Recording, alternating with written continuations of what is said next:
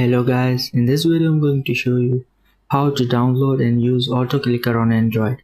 Now open Play Store, search for auto clicker.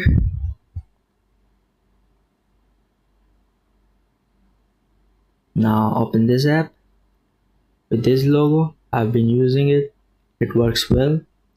Now install and open this app. Now if you want it for multi-target, enable the second option, tap on the plus button. Now tap on the plus again.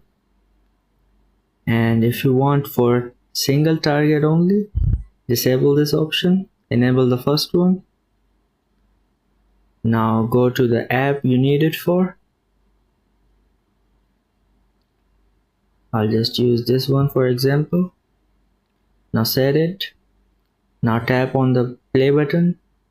As you can see, it's slow now. You can speed it up by tapping on the settings button. What you're going to do is type 50, then set it again and play it. As you can see, it's very fast now. Now if this video was helpful, leave a like on this video and subscribe to the channel.